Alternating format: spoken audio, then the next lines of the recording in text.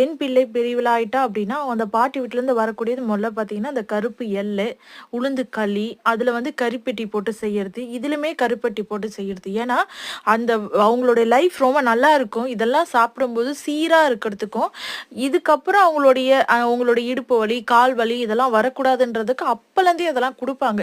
இப்பலாம் இத மறந்தே போச்சு. ஏதாவது மார்க்கெட்ல போனா கடையில பார்க்கும்போது தான் உண்டு.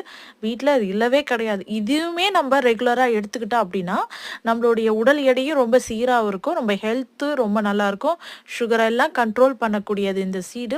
முக்கியமா உங்களுக்கு தெரிஞ்சுக்கிது. ரொம்ப சிம்பிளா செய்யுங்க.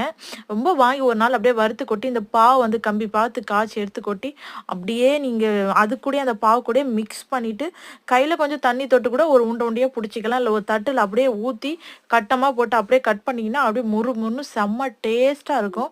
எப்பலாம் போர் அடிக்குதோ அப்பலாம் ஒண்ணு ஒண்ணு எடுத்து சாப்பிடுற ஒரு நாளைக்குன்னா ரொம்ப நல்லது. மறக்காம சப்ஸ்கிரைப் பண்ணுங்க.